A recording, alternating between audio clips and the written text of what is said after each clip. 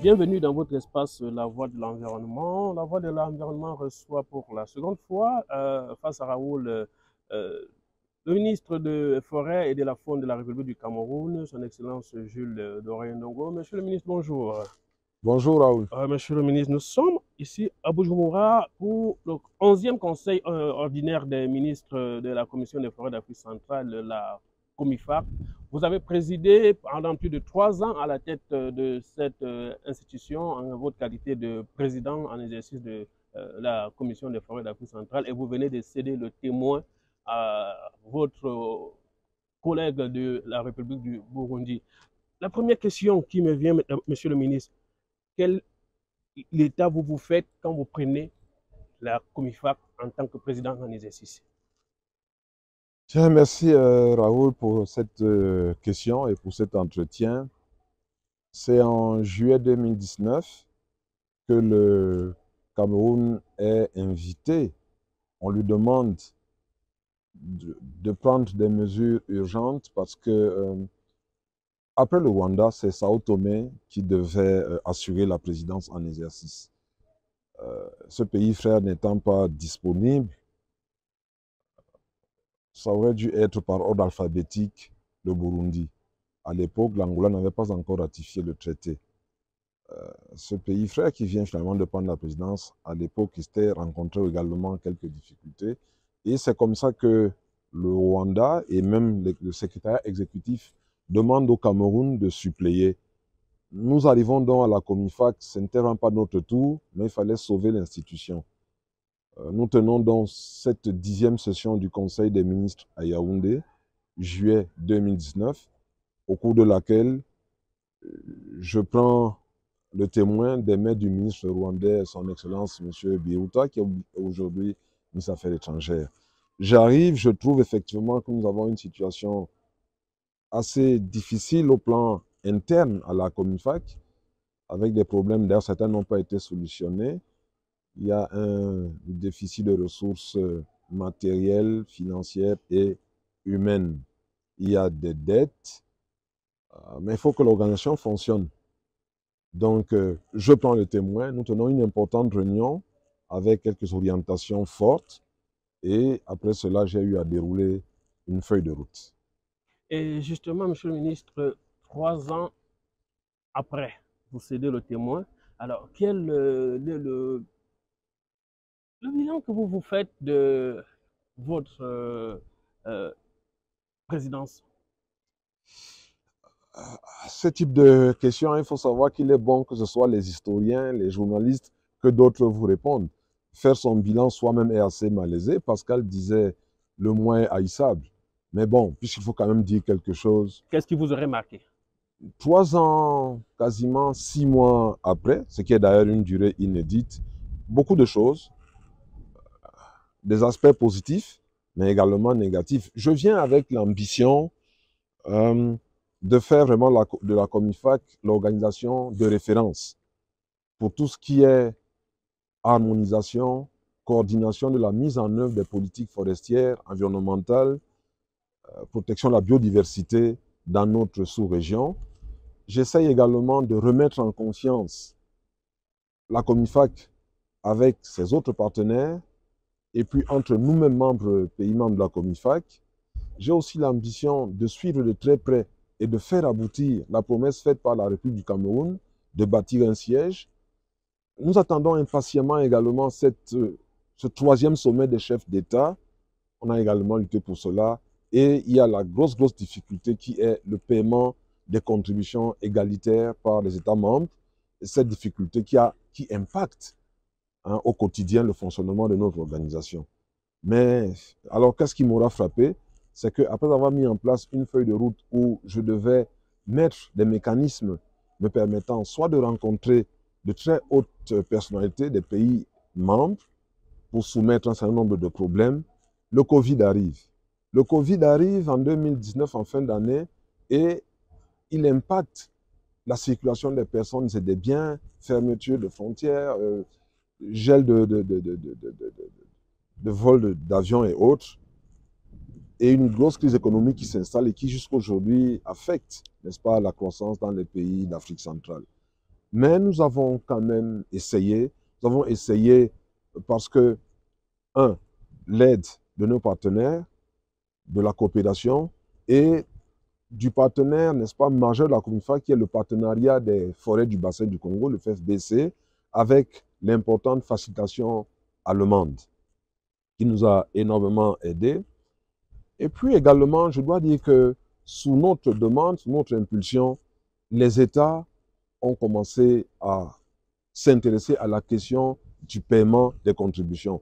Et je voudrais dire que, en dehors du Cameroun, qui a toujours été à jour au moment où nous tenons cette 11e session, depuis le mois de janvier, le Cameroun a payé ses 45 millions, des pays comme le Burundi, la RDC, la République centrafricaine ont fait un effort particulier. Le Gabon, nous étions récemment à Libreville, ces pays se sont également acquittés au moins d'un volant des arriérés, même s'ils n'ont pas couvert la totalité.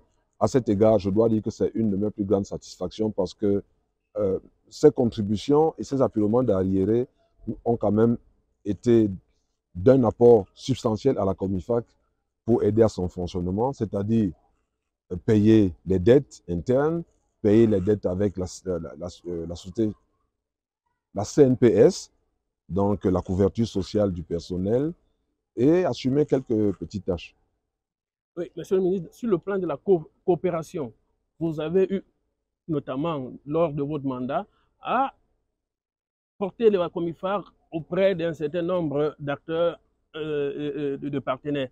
Alors, quelle est la lecture que vous vous êtes faite justement de toute cette coordination avec les bailleurs, le PFBC et tous ceux qui se sont intéressés à la COMIFAC sous votre mandat? Je le disais tantôt, les accords, les traités, les conventions avec les partenaires ont été d'un appoint important pour le fonctionnement et pour le déploiement de la COMIFAC sur le plan international. Et c'est aussi une de nos grandes satisfactions. Donc, au niveau des négociations internationales, au niveau de notre prise de position dans les grands sommets internationaux, nous avons travaillé pour que le bassin du Congo, la COMIFAC, que tous nos pays parlent d'une seule et même voix. Et pour cela, il a fallu préparer ces sommets internationaux, se réunir, et le FFBC a été très important pour nous. Notamment, nous avons retenu la conférence de N'Djamena 1 sur les problèmes de transhumance, avec une meilleure prise en compte des enjeux de sécurité. Aujourd'hui, vous savez que lorsque les bœufs opèrent, les bergers et les troupeaux font la transhumance, malheureusement, il y a dedans des armes qui circulent, des armes de guerre, des armes légères. Donc, il y a un enjeu de sécurité transfrontalier. Il y a également un enjeu de dégradation des terres, de dégradation des forêts. Donc, N'Djamena 1 a pris un certain nombre de résolutions que N'Djamena 2, au mois de juillet prochain au Cameroun, devrait opérationnaliser et mettre en œuvre. À côté de cela, à côté de cette conférence de N'Djamena, il y a surtout eu les conférences de Berlin, le symposium pour les forêts du bassin du Congo. Pour arriver à cela, les pays du bassin du Congo, avec l'aide de la facilitation allemande, se sont réunis et ont produit un document que nous avons appelé document d'engagement des pays du bassin du Congo et un appel pour un financement équitable. Il s'agit de quoi? Il s'agissait pour nos pays de montrer, ce qu'ils avaient fait jusque-là en matière de conservation des écosystèmes, en matière de préservation de la biodiversité, et ce qu'ils se promettaient de continuer à faire, les perspectives d'action pour toujours mieux préserver les forêts du bassin du Congo, qui, comme on le sait aujourd'hui, sont utiles à l'humanité, à la planète. On parle souvent du second poumon, mais beaucoup plus, je pense qu'en termes de séquestration de carbone, c'est le premier poumon.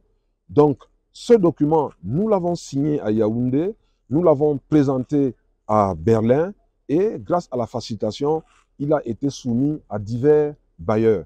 Et ces bailleurs, à la conférence, à la COP 26 à Glasgow, se sont engagés à financer, n'est-ce pas, la protection des forêts du bassin du Congo et la biodiversité pour un montant de 1,5 milliard de dollars américains, soit 1000 milliards de francs CFA. Ce fut une de nos grandes victoires et le point de départ, c'est cette fameuse déclaration des pays du bassin du Congo et un appel à un financement de nos efforts, on appelle le Fair Deal. À côté de cela, nous avons été à diverses rencontres internationales avec nos collègues du Congo, de la RDC, du Gabon, Guinée équatoriale, Centrafrique, Rwanda, et nous avons toujours parlé d'une seule et même voix pour soutenir les positions du continent, notamment pour ce qui est du fameux règlement de cette compensation que nos chefs d'État demandent depuis 1999 et que malheureusement nos partenaires en face, s'ils font beaucoup de promesses, ils ne sont toujours pas arrivés à les tenir.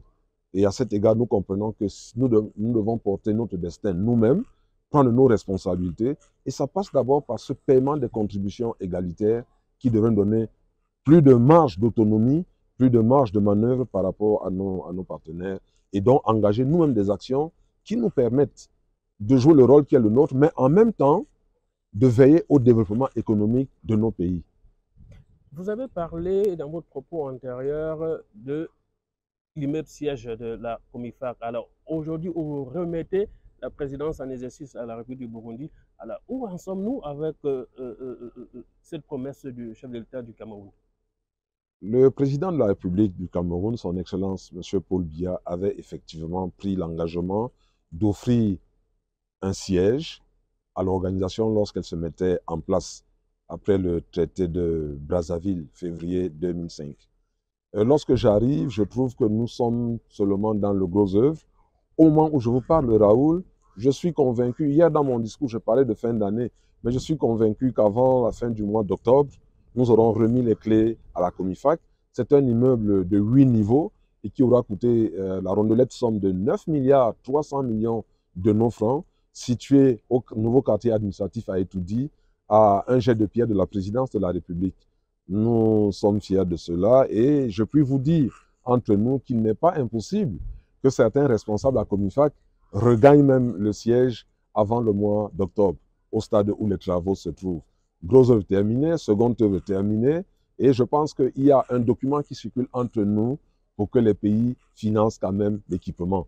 Et à cet égard, je voudrais dire ici que le Cameroun a déjà tenu une réunion sous la présidence des responsables du ministère des Finances. C'est dire que de ce point de vue également, nous sommes prêts à faire le geste qu'il faut pour que notre organisation non seulement demeure en vie, mais qu'elle soit effectivement l'institution spécialisée de la CEAC, qu'elle soit la tête pensante de tout ce qui est forêt, environnement, climat pour les pays du bassin du Congo et pour la Comifac. Excellence, la Comifac qui ira de son siège actuel vers cet immeuble gigantesque offert par le Cameroun. Alors, nous savons qu'il y a des problèmes de contribution, l'institution est affaiblie pour les questions de financement, ainsi qu'elles en ont besoin pour le fonctionnement. Même sur un plan personnel, comment voyez-vous qu'on puisse repenser le modèle de financement de cette institution pour qu'elle puisse survivre? Cette question de la recherche des financements fait partie des missions que j'ai en quelque sorte léguées à mon successeur. Effectivement, il est question de faire en sorte que, à côté des contributions égalitaires des États, que la Comifac puisse se doter d'un plan de travail, d'un plan d'affaires, mettre en œuvre une stratégie pour qu'elle-même soit le réceptacle, n'est-ce pas, de certains financements. Au lieu que nos partenaires parfois travaillent avec des ONG, qu'ils puissent travailler directement avec nous. Cela demande de mettre en place, de réunir des conditions préalables. Il faut une politique genre, il faut que les problèmes de gouvernance soient bel et bien résolus. Et donc, cela fait partie des missions que la nouvelle équipe aura à mettre en place. Est-ce que nous allons créer une fondation pour réunir assez de moyens, peut-être les mettre en bourse? Est-ce que nous allons faire en sorte que nous puissions nous-mêmes devenir un acteur dans le système économique? C'est des questions qui se posent, mais la réflexion est suffisamment engagée pour que nous sortions du système actuel où généralement nous tendons la main et ce n'est pas à notre honneur. Au moment où également vous passez le témoin, Glasgow aboutit aux 1,5 million de dollars. Vous avez longuement réuni vos collègues de l'Afrique centrale pour la compréhension de la mise en disposition de cette enveloppe. Alors, aujourd'hui, M. le ministre, quand vous partez, qu'est-ce que est devenue cette promesse? Est-ce qu'il faut continuer à y croire? Ou sinon, vous avez des informations qui nous permettent de comprendre réellement où est-ce qu'on en est avec ces promesses de ces différents pays, tout en sachant que vous avez eu des échanges de haut niveau avec tous ces bailleurs. Effectivement, nous avons considéré Glasgow comme le point de départ d'un nouveau regard des partenaires et la communauté internationale sur les forêts du bassin du Congo. Et je pense que cela est attesté par ces conférences qui se succèdent et où récemment c'était le One Forest Summit à Libreville avec le président français Emmanuel Macron. C'est donc dire qu'il y a eu un impact à cet égard. Il y a eu et il y a de plus en plus de réactions. Je crois même savoir qu'il y a aussi une conférence des bassins forestiers qui se prépare au niveau du Congo, au niveau de Brazzaville. Alors, nous avons considéré, notamment à Sharm el-Sheikh, qu'il fallait replacer ce pledge, cette promesse sur la table. Nous avons rencontré de hauts responsables britanniques, allemands, français, et ce que nous avons compris en Égypte lors de la COP27, c'était que une partie de ces fonds avait commencé à être investis ou placés dans certains pays, mais sur une base bilatérale et non multilatérale comme nous le pensions. Et tout récemment encore, j'ai rencontré à Yaoundé son Excellence, l'ambassadeur de l'Union européenne. L'Union européenne qui faisait partie des pays du petit groupe de donateurs qui s'étaient engagés à Glasgow. Et ce que j'ai compris, c'est que le nouveau dispositif Nature Africa que l'Union européenne propose aux pays du bassin du Congo et qui devrait commencer à être exécuté dans les prochains mois, ce dispositif Nature Africa était une suite, un prolongement de la promesse de Glasgow. Donc, c'est une façon pour l'Union européenne de mettre à disposition, de mobiliser le montant qu'elle s'était engagée à mettre dans le panier commun, dans le 1,5 milliard de dollars. Je crois aussi savoir que dans CAFI, certains pays comme l'Allemagne, la Norvège ont également mis des moyens pour que la promesse de Glasgow soit tenue. Bon, deux choses. Nous en sommes certes satisfaits, mais il faut dire que la plupart de ces organismes, lorsqu'ils viennent, ils posent des conditions. Et nous sommes déjà pleins de ces conditions qui, parfois, nous attendons une compensation, mais le levier mis en place pour organiser l'accès aux ressources vous pose diverses conditionnalités qui finalement rendent le chemin long, tortueux, difficile, complexe et qui fait que vous commencez les négociations en 2000, je dis quoi, en 2019 et en 2021-2022, vous n'avez toujours pas vu un copec de ces montants. Il faut donc comprendre que dans le même temps, les feuilles du bassin du Congo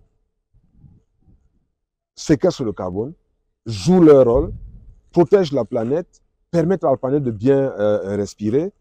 Et nous, dans le même temps, nous attendons toujours que les promesses soient tenues. Et ça, nous pensons que ce n'est pas équitable, ce n'est pas juste, et qu'il faut une fois de plus que nous prenions notre destin en main et que nous posions des actes. Je disais, la forêt pour nous, c'est un levier de développement. Ce n'est pas un instrument qui doit seulement servir aux autres. Et comme les pays européens l'ont fait lorsque la crise est survenue et qu'ils avaient besoin de sources d'énergie pour leur population, notamment face à l'hiver, ils ont utilisé le charbon. Or, on sait que le charbon, c'est un pollueur. Il n'est pas interdit que nous, pour nos populations, pour notre développement, nous ayons recours au levier naturel que nous avons, qui est la forêt, et il suffit de trouver d'autres pays disposés à traiter avec nous.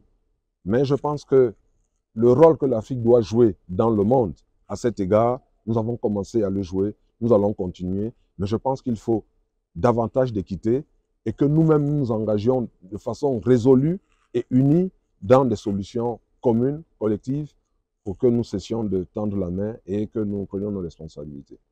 Monsieur le ministre, également, une des questions aussi les plus une des questions dont on a besoin également de comprendre qui fait également partie de votre mandat, c'est cette épineuse question de collaboration entre la CEAC et la Comifac et autres. Alors, quelle lecture aujourd'hui vous faites et quelle approche pensez-vous qu'il faille prendre pour permettre aux deux institutions d'être des enfants d'une même cause sur cette question de gouvernance forestière en Afrique centrale? La CEAC est vraiment une organisation fêtière en matière économique, hein, et les forêts, la gestion de la forêt, la biodiversité. Aujourd'hui, ça rentre dans l'économie en raison de ce que cela rapporte d'importantes devises au budget de nos États. C'est vrai, c'est une question de gestion durable, mais il y a des aspects économiques qu'on ne peut pas éluder. Nous sommes, j'ai envie de dire, le bras armé de la CEAC. Donc, dans notre esprit, dès qu'on dit écosystème forestier, biodiversité, climat, environnement, la Comifac est un peu la tête pensante, l'instrument, le levier. Et c'est comme ça que nous avons été désignés depuis 2007 comme organisation spécialisée. Et nous ne tenons aucune réunion, je dis bien aucune réunion, sans inviter la CEAC et qui nous fait toujours l'honneur d'être présente en la personne de monsieur le commissaire Honoré Tabouna, que nous connaissons très bien. Je n'ai aucun doute que les questions juridiques seront tranchées une fois que la conférence, le niveau le plus élevé de décision de la Comifac, qui est la conférence des chefs d'État et de gouvernement, se sera penché sur cette question. Mais comme vous le savez, la Comifac, c'est un secrétariat exécutif, un conseil des ministres et une conférence de chefs d'État. Donc à ce moment, elle jouit quelque part d'une autonomie et les chefs d'État décideront. Et à ce moment, mais dans tous les cas, nous travaillons ensemble pour le bien de la sous-région et pour le bien du continent. Monsieur le ministre, s'il fallait refaire quelque chose ou que vous pensez n'avoir pas fait dans votre mandat, il s'agirait de quoi?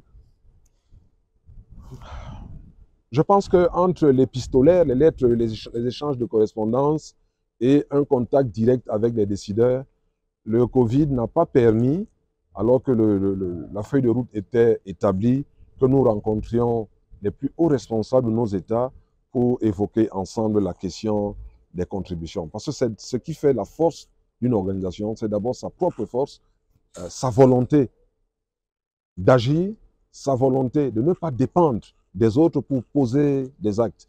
Cela n'a pas pu avoir lieu et c'est un regret, même si quelques collègues ont également pris ce bâton et on a bien vu, je le citais tantôt, il y a des pays qui n'ont pas réglé tous leurs arriérés, mais qui ont fait des gestes majeurs, des gestes substantiels qui ont été d'un réel secours à la Comifac.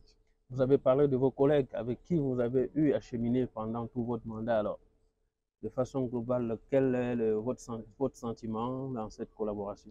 Mais en juillet 2019, quand je prenais les rênes de la Comifac, comme je le disais hier, j'avais rencontré d'autres ministres que je ne connaissais pas.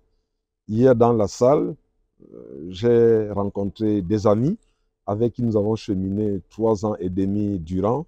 Rosalie Matondo du Congo. Liwa n'était pas là hier, mais on a beaucoup travaillé ensemble et nos rapports sont cordiaux, ils sont excellents. Idriss Amit de RCA, nous gardons de très bons souvenirs. Madame Arlette Soudan Nono du Congo, on a bien travaillé. Madame Efoua, je crois en Guinée équatoriale. Ils ont été d'un soutien vraiment remarquable lors des grands débats où mon rôle était surtout de modérer et de ramener les gens vers une convergence de points de vue. Il faut laisser parler, écouter, essayer de faire en sorte que chacun puisse mettre de l'eau dans son vin et ramener les gens à avoir le même objectif, la même vision et que ce soit, comme on dit, que ce soit le bassin du Congo qui gagne. Ce fut des moments très forts et je suis convaincu qu'au-delà de nos fonctions politiques, administratives, nous continuerons à garder ces rapports bien après. J'espère que je n'oublie personne, mais il y a le docteur Mamad Eno du Tchad, il y a le docteur Jean d'Arc du Rwanda et Eve Bazaïba, vice-premier ministre chargé de l'environnement en RDC. Avec eux, nous avons cheminé ensemble longtemps, et pas seulement en Afrique. Nous nous sommes retrouvés parfois en Corée, aux Nations Unies, à New York, et avons défendu avec vigueur des positions favorables à notre continent, à notre sous-région. Ce furent de très bons moments, et j'en garde un bon souvenir. Hier s'est déroulée donc cette cérémonie de passation de témoins avec le ministre Santos Narigira du Burundi, avec qui j'avais déjà longuement échangé avant même cette cérémonie. Nous avons eu un premier contact à la COP 27 à Sharm el-Sheikh et nous avions commencé à préparer la passation de cette cérémonie qui s'est déroulée hier. Tel que la réunion a été dirigée, nous n'avons aucun doute que l'ambition est la même, la vision est la même, les objectifs sont les mêmes, faire en sorte que le bassin du Congo, aujourd'hui premier poumon vert de la planète, puisse continuer à jouer ce rôle pour la planète, pour l'humanité, mais qu'en même temps, les forêts, nos écosystèmes, soient pour nous un levier important pour le développement de nos États. Je suis convaincu que le ministre a très bien compris cette problématique et comme moi, il pourra compter sur le soutien des uns et des autres pour que sa mission soit facilitée, qu'elle ne soit pas un parcours du combattant. Et je suis franchement convaincu, pour que nous avons échangé, les audiences que nous avons eues ensemble, tout devrait bien se Et passer. pour sortir, Monsieur le ministre, l'équipe de la Comifact avec laquelle vous avez eu à travailler, quel est le regard que vous portez sur cette équipe? L'équipe a été volontaire, disponible, dans un contexte où nous n'avions pas toutes les ressources, notamment humaines, parce que jusqu'à présent, nous avons un déficit en experts dans certaines matières majeures pour la Comifac. L'équipe s'est donnée à fond. Le secrétaire exécutif, M. Maïdou, son adjoint, Choupouen, le directeur administratif et financier, il vient du Tchad, ils ont beaucoup travaillé. Je suis fier d'eux. Je leur ai dit, je leur ai rendu hommage hier. Je continue à le faire et je pense avec eux, nous garderons également d'excellents rapports. Ils devront continuer à apporter tout le soutien qu'ils m'ont apporté au ministre Niragira du Burundi. Merci, Monsieur le ministre.